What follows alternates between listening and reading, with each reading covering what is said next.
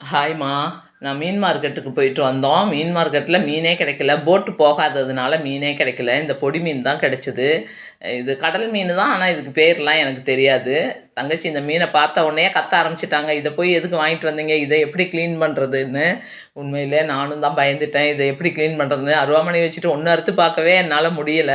நின்னுக்கிட்டே கத்தி வச்சு கிளீன் பண்றது கூட பண்ணிரலாம். இந்த உட்காந்துக்கிட்டு செய்றதெல்லாம் முடியாது. நாங்க கஷ்டப்படுறோம்னு சொல்லிட்டு தங்கச்சி பொண்ணு, என் பொண்ணு வந்து உட்காந்துட்டாங்க. நாங்களும் ஏதோ முடிஞ்சது செஞ்சு தரோன்னு சொல்லி, அவங்களுக்கெல்லாம் இது செஞ்சு பழக்கமே இல்லாதனால, அவங்களுக்கும் இது செய்ய தெரியல. நான் அப்புறம் அவங்க 2 பேரையும் "நீங்க உள்ள போங்க" அப்படின்னு சொல்லிட்டேன். சும்மா ஒரு 4, 5 மீன் தான் சரண்டி குடுத்தாங்க.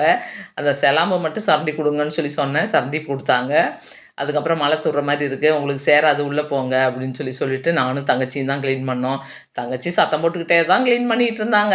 "இத போய் வாங்கிட்டு வந்துட்டு, இதெல்லாம் சாப்பிடவே மாட்டோம். இது நல்லாவே இருக்காது" அப்படின்னு சொல்லிட்டே இருந்தாங்க.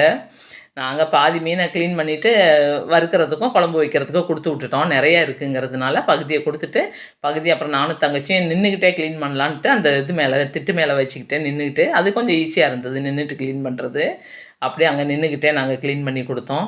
எல்லாம் கிளீன் பண்ணி முடிச்சுட்டு வீட்டுக்குள்ள போய் பார்த்தா, வறுத்த மீனு ஒரு பக்கம், குழம்பு மீனு ஒரு பக்கம்ன்னு எல்லாம் ஆளுக்கு ஒரு கிண்ணத்துல வச்சு அள்ளி வச்சு சாப்பிட்டுட்டு இருக்காங்க. குழந்தைங்கலாம் சாப்பிடுறாங்க.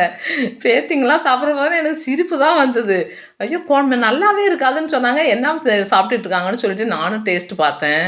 உண்மையிலே எல்லா மீன விடவும் இது ஒரு தனி டேஸ்ட். அவ்வளோ சூப்பரா இருந்தது. அதுக்கப்புறம் தங்கச்சி பயப்பட ஆரம்பிச்சுட்டாங்க. ஐயோ! இப்ப அக்கா கிட்ட திட்டு வாங்கணுமே அப்படின்னு சொல்லிட்டு. ஏன்னா, அவ்வளோ சத்தம் போட்டுட்டே இருந்தாங்க. இத போய் வாங்கிட்டு வந்துட்டீங்கன்னு சொல்லிட்டு. ஆனா குழம்பு மீனும் சரி, இதுவும் நல்ல டேஸ்ட்டு.